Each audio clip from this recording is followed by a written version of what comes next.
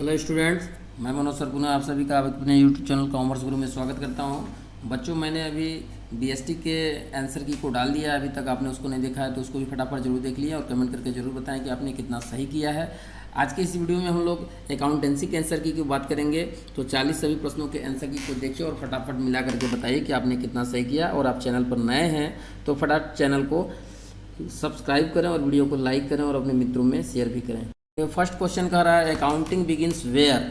तो अकाउंटिंग कहाँ से प्रारंभ होता है? लेखांकन शुरू होता है जहाँ पुस्तपालन खत्म होता है। ठीक है, ऑप्शन फर्स्ट जो है वो सही है।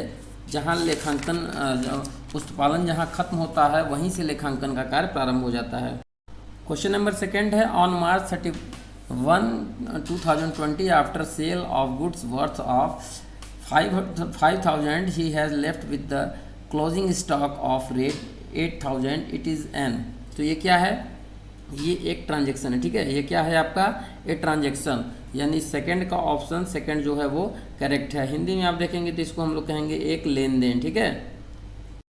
क्वेश्चन नंबर 3 देखिए, उस व्यक्ति को क्या कहते हैं जिससे व्यापार में रुपया लेना है? तो उसे हम क्या कहेंगे? उसे हम लेनदार कहेंगे, क्रेडिटर्स। ठीक है, ये क्रेडिटर्स हो जाएगा। नेक्स्ट क्वेश्चन देखिए, question number 4, which of the following is intangible assets? तो गुडविल जो है आपका अमूर्त संपत्ति है, इंटेंगिबल एसेट्स। क्वेश्चन नंबर 5 है डूबंत एवं संदिग्ध ऋणों के लिए प्रावधान किस अवधारणा सिद्धांत के अनुसार किया जाता है? तो ये किस सिद्धांत के अनुसार? तो ये रूढ़िवादिता की सिद्धांत हो जाता है जी, कंजर्वेटिज्म जो होता है उसके सिद्धांत के अनुसार। नेक्स्ट क्वेश्चन देखिए, क्वेश्चन नंबर 6 है fix assets and current assets are categorized as per which concept? तो ये हो जाएगा आपका time period, option 4। Question number 7 है accounting standard being uniformity in. तो ये क्या होगा इसका आंसर? इसका आंसर हो जाएगा ऑल ऑफ दिस। ठीक है, यानी अकाउंटिंग प्रिंसिपल्स है, बुक ऑफ अकाउंट्स और फाइनेंशियल स्टेटमेंट्स। प्रश्न संख्या 8 है निम्न में से कौन लेखांकन का आधार नहीं है? तो ये जो ऑप्शन 4 है उधार आधार, ये लेखांकन की अवधारणा के अंतर्गत नहीं होता, लेखांकन के आधार के अंतर्गत ये नहीं आता है। क्वेश्चन नंबर 9 है an is send to a customer when he returns good. तो एक ग्राहक को क्या भेजा जाता है जब वो माल वापस करता है? तो ये हो जाएगा आपका जमा की चिट्ठी यानी क्रेडिट नोट्स। ये मैंने जो आपको वायरल पेपर भेजा था उसी सब के क्वेश्चन है। तो जिसने भी वो पेपर सेट पढ़ा होगा उसके लिए ये पेपर बहुत ही आसान रहा होगा। 10 क्वेश्चन देखिए, goods purchase for cash bill. तो जब हम नकद माल खरीदते हैं तो हमको क्या प्रभाव पड़ेगा? तो कोई भी प्रभाव नहीं पड़ेगा। ठीक है, have no effects on assets. चूँकि हमारा कैश कम होगा और स्टॉक बढ़ जाएगा तो एसेट्स पे कोई प्रभाव इसका नहीं पड़ेगा। क्वेश्चन नंबर 11 है ट्रेडमार्क अकाउंट इज ए। तो जो ट्रेडमार्क अकाउंट होता है वो क्या होता है? व्यापारिक चिन्ह जो होता है, रियल अकाउंट होता है, वास्तविक खाता। क्वेश्चन नंबर 12 है debit is losses and expenses and credit and the gains and incomes is applicable to. तो ये आपका हो जाएगा ऑप्शन 3 जो है नॉमिनल अकाउंट। सभी जो है कि हानियों और व्ययों को जो है कि हम डेबिट करते हैं और जो हमारे व्यय और आय होते हैं उनको हम क्रेडिट करते हैं। ठीक है, तो ये हो जाएगा आपका ऑप्शन। क्वेश्चन नंबर 13 कह रहा है कि डेबिट बताता है। तो डेबिट क्या बताता है आपका? संपत्ति खाते में वृद्धि, दायित्व खाते में कमी, पूंजी खाते में कमी, यानी ये सभी जो है आपके सही है। ठीक है। 14 नंबर प्रश्न देखिए, good worth of 5,000 taken by proprietor of personal use should be credit to. तो जब हम जो माल जो है वो निकाल लेता है उसका प्रोप्राइटर तो क्या होगा? कौन सा हम खाता डेबिट कर देंगे? ठीक है, शुड बी क्रेडिट। क्रेडिट पूछ रहा है कि कौन सा हम क्रेडिट करेंगे, तो ये आपका हो जाएगा परचेज अकाउंट। ठीक है, drawing account debit to purchase account. तो ऑप्शन 2 जो है वो सही है। क्वेश्चन नंबर 15 देखिए, क्रय की गई मशीनरी को डेबिट करना चाहिए। तो जो क्रय की गई मशीनरी वो क्या होगी? तो मशीनरी खाता डेबिट होगा।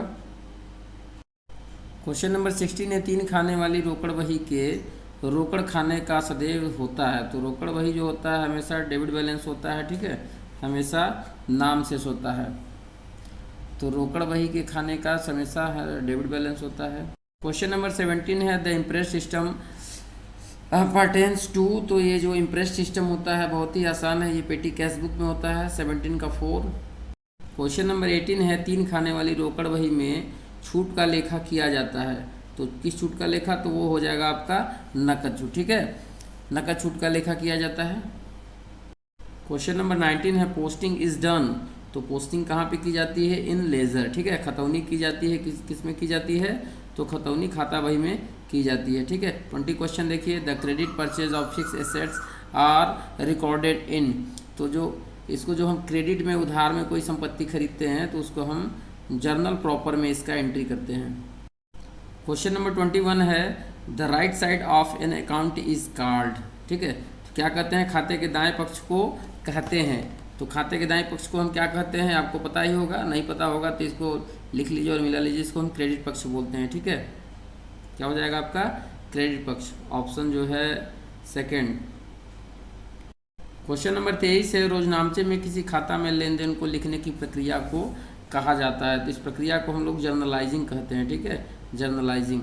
नेक्स्ट क्वेश्चन देखिए, question number 23 the bank reconciliation statement is a. तो ये क्या है? एक मेमोरेंडम स्टेटमेंट, ठीक है। ये क्या है? स्मारक सूची जिसको बोलते हैं, स्मारक विवरण।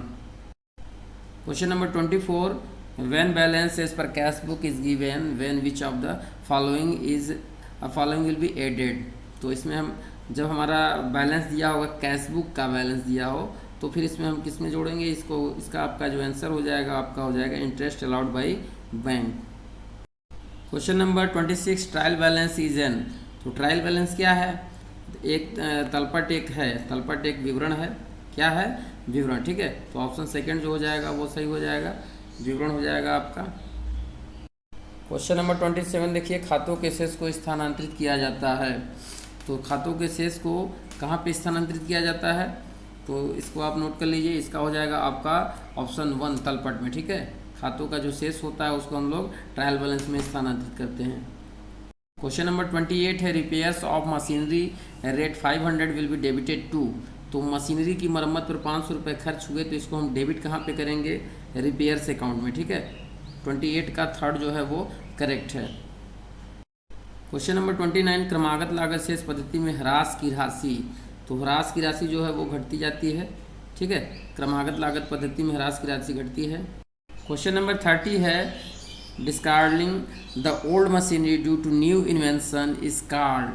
तो नए आविष्कार के कारण पुरानी मशीनरी का बेकार हो जाना, इसे हम क्या कहते हैं? तो इसको हम अप्रचलन कहते हैं, ऑब्सोलेंस कहते हैं, ठीक है। ऑप्शन 1 जो है वो करेक्ट है। आगे चलिए, क्वेश्चन नंबर 31 देखिए, प्रोविजन इज। तो प्रोविजन क्या है? ए चार्ज अगेंस्ट प्रॉफिट, ठीक है, ए charge against profit. Option second जो है वो आपका सही है। 32वां प्रश्न है पूंजीगत प्राप्तियों से बने संचय को कहा जाता है। तो जो पूंजीगत प्राप्तियों से संचय बनते हैं उन्हें हम पूंजीगत संचय कहते हैं, ठीक है, पूंजीगत संचय। क्वेश्चन नंबर 33 है a bill of exchange is drawn by. तो ये हो जाएगा आपका क्रेडिटर्स, ठीक है। विनिमय बिल किसके द्वारा लिखा जाता है? तो लेनदार के द्वारा लिखा जाता है। 34 when a bill endorsed is dishonored the drawer given credit to. इसका हो जाएगा आपका ऑप्शन सेकेंड इंडोर्सी अकाउंट, ठीक है, ऑप्शन सेकेंड हो जाएगा। 36वां प्रश्न देखिए, लाभ और हानि खाता से ज्ञात निम्न लाभों को सही क्रम में चुने। तो जो लाभ और हानि खाता से ज्ञात निम्न लाभों को सही क्रम में चुनना है, तो ये आपका आंसर जो हो जाएगा थर्ड, सकल लाभ, प्रचालन लाभ और शुद्ध लाभ, ठीक है। ऑप्शन थर्ड जो है वो आपका करेक्ट है। क्वेश्चन नंबर 36 देखिए, a summary of all assets and liabilities on a particular date is called. तो इसको हम लोग बोलते हैं, क्या बोलते हैं? बैलेंस शीट बोलते हैं, ठीक है। एक पर्टिकुलर डेट पर एसेट्स और लायबिलिटी का जो हमारा समरी होता है वो बैलेंस शीट कहलाता है। क्वेश्चन नंबर 37 अदत्त व्यय वह है जो चुकाया जाएगा, ठीक है। क्या होगा? जो चुकाया जाएगा। ऑप्शन थर्ड जो है वो करेक्ट है, ठीक है, ऑप्शन थर्ड है which will be paid. Question number 38 gross profit is ascertained by preparing. तो इसका हो जाएगा ट्रेडिंग अकाउंट, ठीक है, ट्रेडिंग अकाउंट हो जाएगा। देख लीजिए हिंदी में सकल लाभ का निर्धारण बनाकर किया जाता है, व्यापारी खाता बनाकर हम सकल लाभ का निर्धारण करते हैं। 39 क्वेश्चन देखिए, विच of the following is accounting software. तो इसका हो जाएगा ऑप्शन सेकेंड पेरोल अकाउंटिंग, ठीक है, ऑप्शन सेकेंड हो जाएगा आपका सही। तो अभी तक आपने चैनल को सब्सक्राइब नहीं किया है तो फटाफट चैनल को सब्सक्राइब करिए। और लास्ट क्वेश्चन हम लोग आज देखते हैं, इसके बाद हम लोग BST के भी आंसर की को देखेंगे। कमेंट करके आप जरूर बताइएगा कि आपके कितने क्वेश्चन सही हुए हैं। ठीक है, आइए लास्ट क्वेश्चन देखते हैं। विच of the following is not the advantage of DBMS? निम्न में से कौन DBMS का लाभ या महत्व नहीं है? तो ये आपका हो जाएगा कॉस्टली। ठीक है, महंगा या कॉस्टली, ये जो आपका है ये करेक्ट है। तो हम लोगों ने आज कुल 40 बहुत ही महत्वपूर्ण लेखा शास्त्र के उत्तरों को देखा और व्यावसायिक अध्ययन के भी आंसर शीट को मैंने डाला हुआ, तो आप उसे भी फटाफट देख लें। और चैनल अच्छा लगे तो आप वीडियो को लाइक करें और चैनल को सब्सक्राइब करें।